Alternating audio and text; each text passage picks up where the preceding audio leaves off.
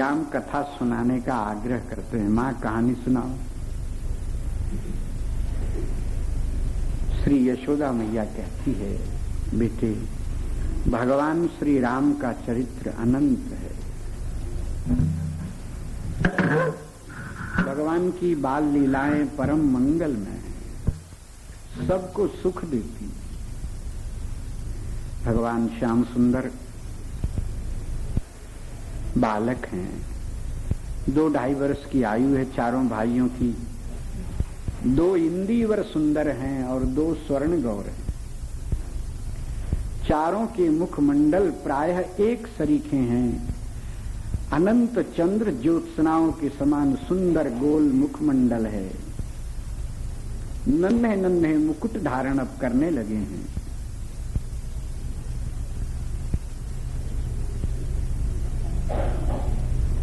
मां ने वस्त्राभूषण पहनाया है। श्री वशिष्ठ जी महाराज ने सूचना भेजी है, बालकों का कर्णवेद संस्कार करने का शुभ मुहूर्त पंचमी है। अयोध्या में परमानंद छाया है। अयोध्या के सुनार 1 वर्ष से इन 8 भाइयों के कर्ण वेधन के लिए 8 सोने की सलाखें तैयार कर रहे हैं। उन सलाखों को अत्यंत चोखी बनाया है, तीखी बनाया है और ऐसी ऐसी औषधियों में रोज भिगोते हैं उनको कि जिस बालक के कान से छुआ दो तो कर्णपल्ली सुन्न हो जावे, तो कर्ण वेद बालक को पता ही न चले। ऐसी औषधियों से उन सुनारों ने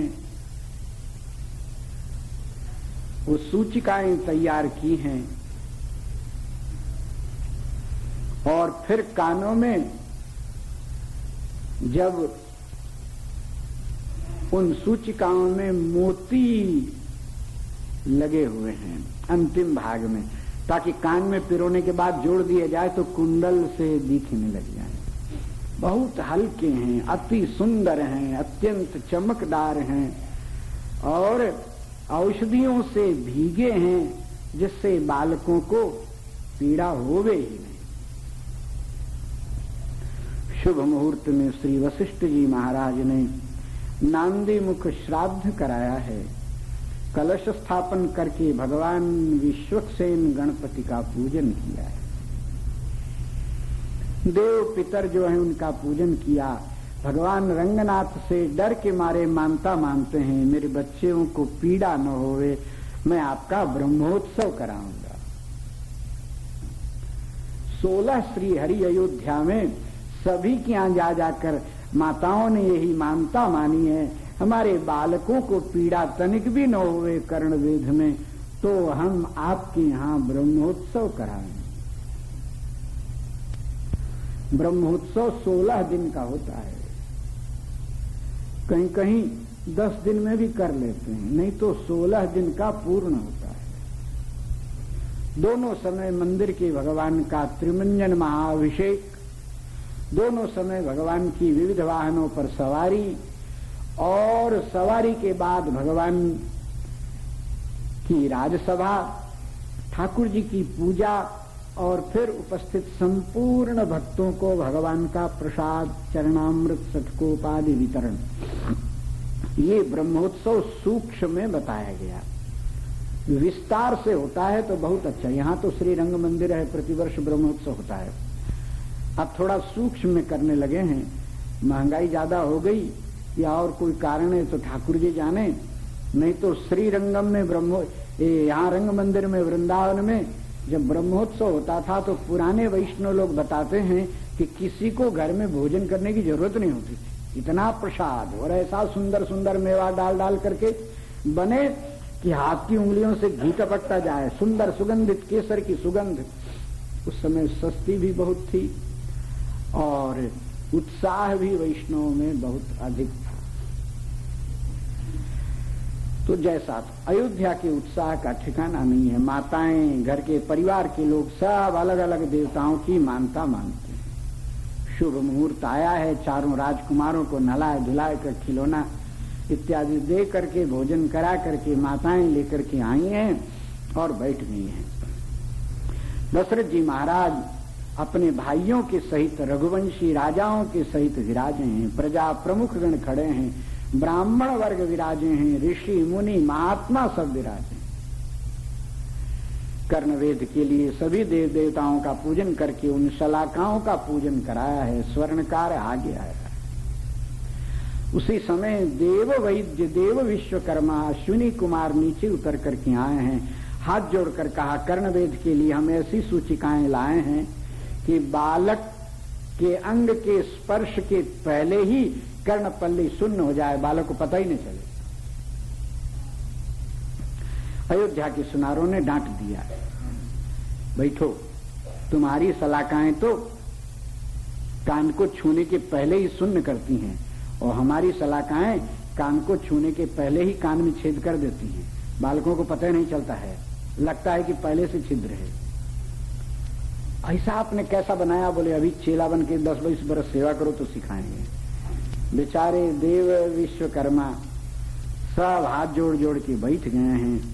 अयोध्यावासी सुनारों का आज दिन आया है, हमारा नेग है, दूसरा कोई कैसे ले लेगा? इसी के लिए हमारे बाप दादा अयोध्यावास करते आए हैं कि हमारे वंश में श्री रघुनाथ प्रकट होंगे। अयोध्या के युवराज तब हमारे वंश के बच्चे संस्कार में भाग लेंगे तो हम उनके पुरखा सब तर जाएंगे। चारों भाइयों को बुलाकर लाया है। माताओं का जी धक धक कर रहा है, पिताजी का हृदय कांपता है।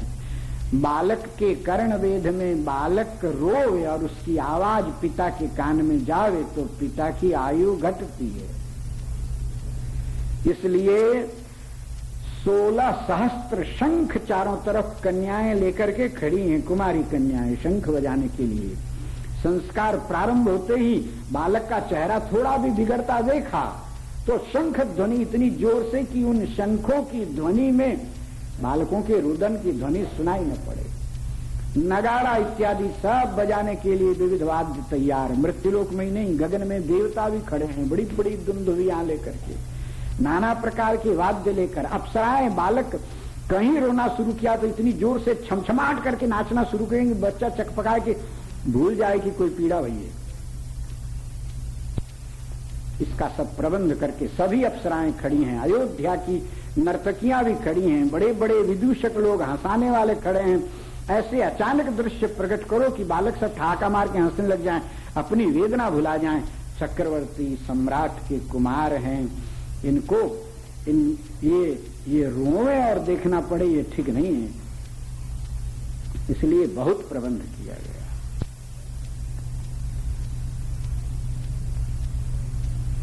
चारों लाल जी को माताएं लेके बैठी हैं। श्री वशिष्ठ जी महाराज ने मंगल कलश से स्वस्ति वाचन करके ब्राह्मणों के साथ बालकों को आशीर्वाद दिया है और कलश के जल से मंत्र अभिमंत्रित करके सभी बालकों की कर्णपल्ली को वशिष्ठ जी ने अपने हाथ से छू दिया है। सुनारों को आगे बुलाया। चारों भाई मुस्कुराते देखते हैं। सुनार हाथ जोड़कर चक्रवर्ती महाराज और महारानियों को, ब्राह्मणों को, सबको नमस्कार करने के बाद सूचिकाओं की पेटी खोली है। मखमल की पेटी के अंदर वो 8 सूचिकाएं बड़ी अच्छी चमक रही हैं। बालक लोग देखे तो किलकिला उठे।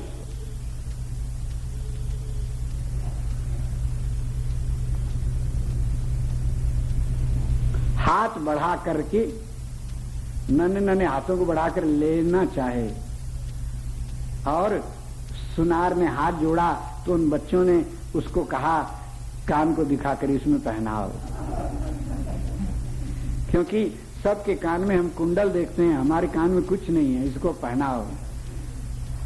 निहाल हो गया सुनार, उसका जीवन सार्थक हो गया। बलैया लेने लगा, माताएं सब देखने लगी हैं, जीव धक धक कर रहा है। कर्णपल्ली को हाथ जोड़कर सुनार ने प्रार्थना की है, मनी मन प्रभु आपके कान पर हाथ रखता हूं, अपराध क्षमा करेंगे। ठाकुर जी अपने कान की पल्ली को स्वयं पकड़े हैं, उसका हाथ लेकर करते हैं ऐसे कर। सुनार श्री ठाकुर जी के कर्णपल्ली को यूं स्पर्श करता है तो आश्चर्य से देखता है कि इनके कान में तो सहज पहले से छिद्र बना, सूचिका की जरूरत है ही नहीं। क्योंकि कोई आज तो कुंडल धारण नहीं करते, वैकुंठ से लेकर संपूर्ण अवतारों में कानों में कुंडल पहनते आए हैं। ठाकुर जी के कान में सुनार दशरथ जी की तरफ देखा है। दशरथ जी सोचे और घबरा गए कि कहीं कुछ कह रहा हो कि कैसे करें, क्या करें। दशरथ जी महाराज ने देखा तो उसने हंसकर दशरथ जी को पास में बुलाया। दशरथ जी समीप आए, कानों को दिखाया, आर पार छिद्र दिखने लगा। दशरथ जी मुस्कुराकर कौशल्यादि माताओं की तरफ देखे। सुनार ने जल्दी जल्दी उपकरण पल्ली पहना दी, सुंदर कुंडल। अब तो उसने सोचा कि कान में कोई पीड़ा तो है ही नहीं, इसलिए तुरंत बड़ी फुर्ती से सब में एक एक लटकन लगा दिया है। नन्हे नन्हे मगरमच्छ के समान छोटे छोटे मकराकृत कुंडल कानों में पहना दिए हैं। शंख बजाने की जरूरत नहीं पड़ी, सब सखियां मुंह ताकती रह गई। चारों लाल जी में किसी का मुंह बिगड़े तो शंख बजावे, किसी का काय को मुंह बिगड़े हो तो बड़े प्रेम से प्रसन्नता से देखते रह गए। और जब श्री देवताओं ने देख लिया कि कुंडल धारण कर लिए श्री रघुनाथ, तब प्रसन्न होकर देवताओं ने दुंदुभी बजाई है, पुष्पवृष्टि की है, चारों राजकुमारों की जय जयकार हुई है। बोलो अयोध्यानाथ भगवान की, श्री दशरथ राज कुमार की, कौशल्या कुमार की, श्री भरत लाल की, श्री लक्ष्मण कुमार की, श्री शत्रुघ्न लाल की। स्वर्ग में, गगन में, पृथ्वी में चारों तरफ कुमारों की जय जयकार मची है, पुष्पवृष्टि हुई है, अप्सराएं नाचने लगी, गंधर्व गान करने लगे, विदूषक लोग विचित्र विचित्र दृश्य प्रकट करने लगे। बालक तो हंसते हंसते दोहरे हुए जाते हैं, अपने नन्हे नन्हे हाथ माताओं के गाल पर पधराकर दृश्य दिखाते हैं। देखो वो कैसा कर रहा, कैसा कर रहा। माताओं को कोई दृश्य दिखता नहीं, कुंडल मंडित अपने लाला का मुख देखती मगन होती हैं। कोई नाचो कोई गाओ, हमारा धन तो हमारी गोद में है, हमारा राघव है। माताएं कृतार्थ हो रही। फिर ब्रह्मोत्सव अयोध्या में प्रारंभ हुए हैं 16 दिव्य देशों में। एक एक ब्रह्मोत्सव 16-16 दिन का, और 16 दिव्य देश हैं, 16 हरि विराजते हैं।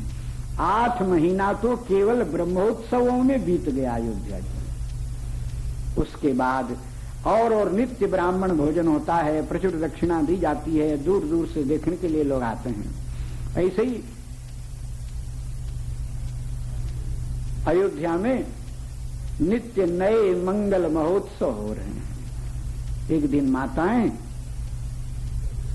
पूजा गृह में बैठी, श्री चक्रवर्ती जी के साथ में ठाकुर जी की पूजा श्रृंगार अलंकार करके भगवान की आरती उतार करके दशरथ जी महाराज सबको प्रसाद दे रहे थे। इतने में श्री राम लला नहाए धोए श्रृंगार से विभूषित मां मां मां चिल्लाते आए भीतर। अकेले श्री रामभद्र को जैसे कोई डर के बच्चा पुकारे, वैसा पुकारते सुनकर सभी माताएं दौड़ गई हैं लाल जी के पास में। तो देखा तो लाल जी तो अति सुंदर हैं, नहाए धोए कपड़ा पहने, संपूर्ण सर्वाभरण विभूषित,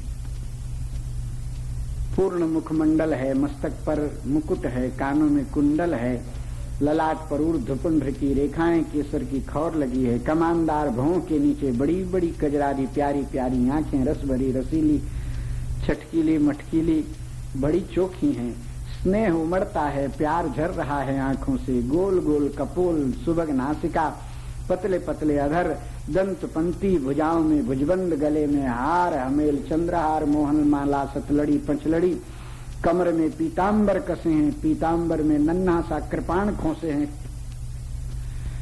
और एक हाथ ऊपर किए टूटे हाथ के समान माँ के पास में आए हैं। माँ माँ माँ बोली कि हथौड़ियों के ऊपर किया लाला। दौड़ करके जाकर देखा तो एक नन्ही तितली बैठी है। लाल जी परेशान होकर कहते हैं इसको उड़ाओ, ये छोटा सा जीव हमारे ऊपर बैठ गया, ये भागता नहीं है। ऐसे लाल जी उड़ाते हैं तो वो उड़ के दूसरी उंगली बैठ जाती, कभी इधर बैठ जाती है। माँ हंस पड़ी, अरे तू इसीलिए ऐसे कर रहा था। वो तितली को उड़ाया तो उड़कर माँ की गोदी पर सिर पर बैठ गई। अब इतने में तो भरत लक्ष्मण शत्रुघ्न सभी भाई और सखा दौड़ते दौड़ते आए।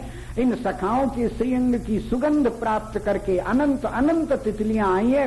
पूरा राजमहल भर गया है, रंग बिरंगी बड़ी छोटी तितलियां सभी के ऊपर बैठ गई हैं और घूम रही हैं। अब जिधर देखो लाल जी अपना तो भुला गए, हंसना शुरू किए। माता कौशल्या के मस्तक पर यहाँ एक बड़ी तितली है, अगल बगल टेढ़ी तितली, बीच वाली ने सीधे पंख फैलाए हैं, अगल वाली पंख बंद करके। इस ढंग से सब तितलियां बैठ गई हैं अंगों में। लगता है कि तितलियों का ही मुकुट कुंडल और आभूषण धारण किए हैं। सब हिला रही हैं अपने अपने पंखों को। अब एक दूसरे को देख करके चारों भाई हंसना शुरू कर दिए हैं, परेशानी भुला गई। अब ये तो तितलियां बड़ी ढीठ है, भागती ही नहीं। तितलियों को ऐसा सुंदर आसन उनके बाप दादा की जन्म पीढ़ी में कभी नहीं मिला। ऐसा फूल, ऐसे ऐसे फूल कहां मिलेंगे बैठने के लिए। सब प्रसन्न हैं।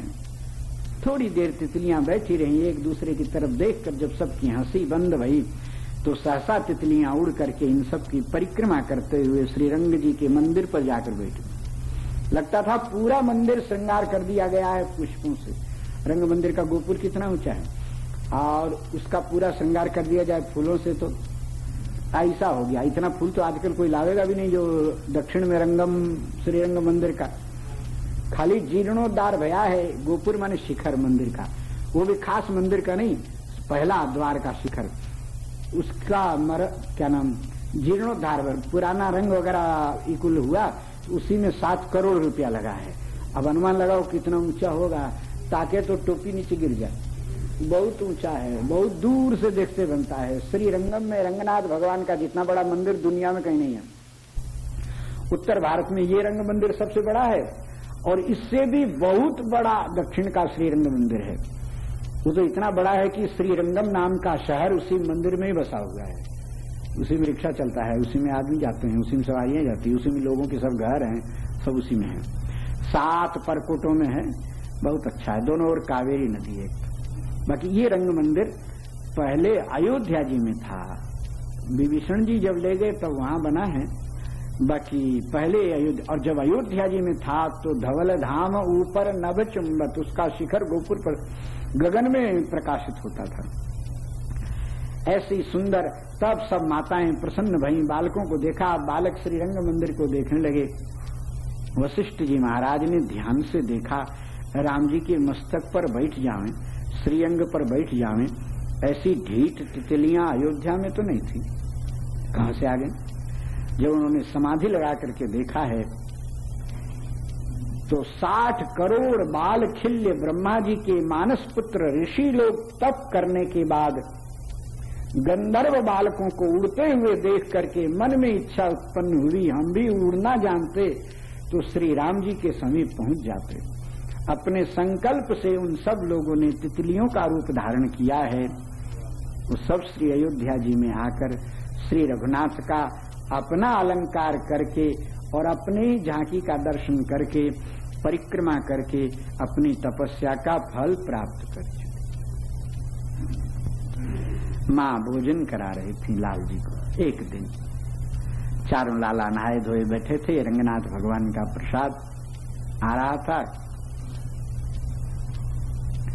प्रसाद आने पर सब बालकों को बैठकर भोजन कराना था। मां कुछ लेने के लिए जाने लगी तो श्री राम लला को भूख लगी।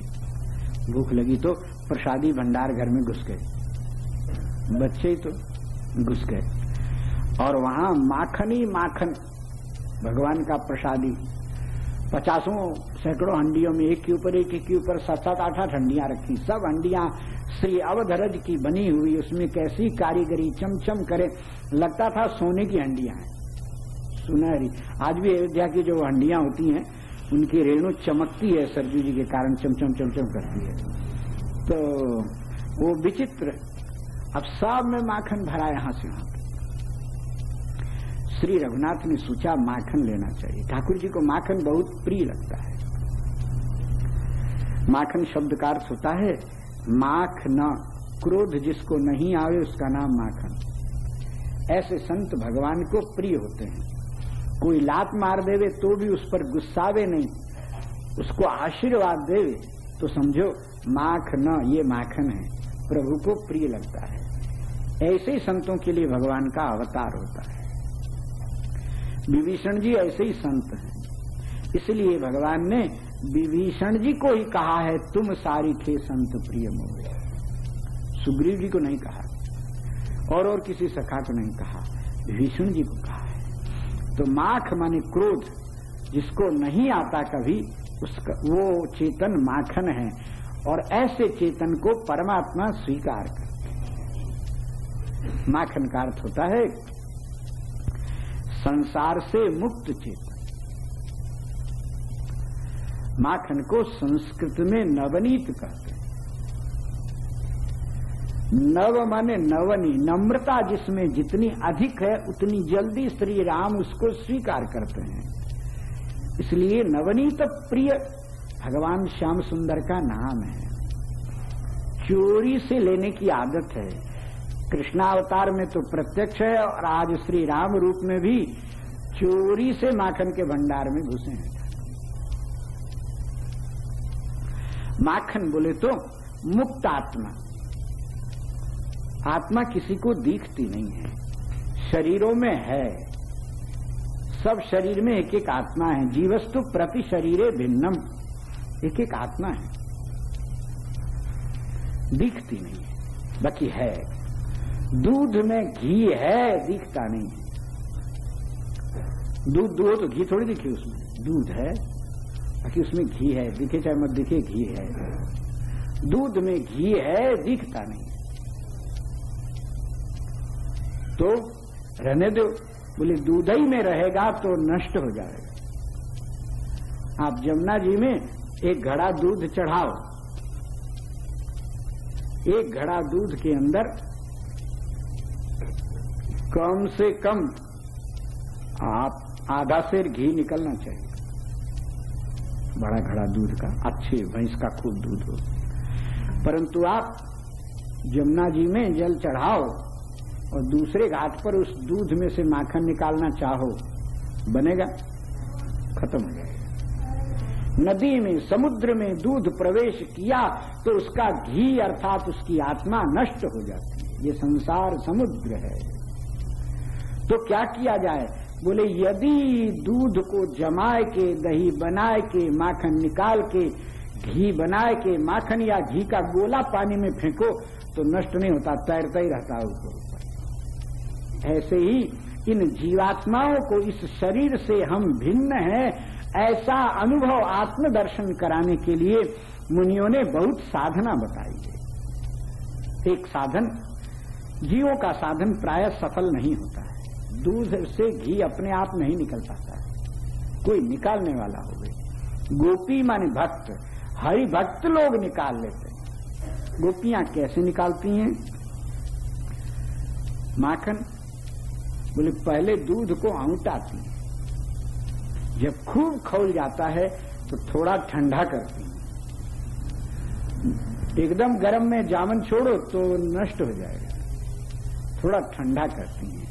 ठंडा करने के बाद में उसमें जामन देती हैं, जामन दे करके धर देती हैं, ढक कर छिपा कर धर देती हैं। तो वो जमकर दही हो जाता है।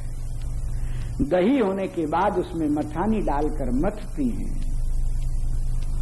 तो मथने पर दही टुकड़ा टुकड़ा हो जाता है, खौलता है, बिना अग्नि के ही खौलता है मथानी के कारण।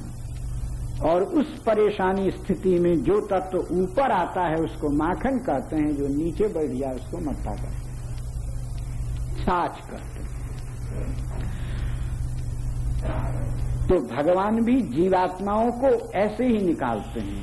पहले त्रिताप में तपाते हैं, दैहिक दैविक भौतिक ताप में प्राणी संसार में उसका हृदय जलता है, परेशान होता है।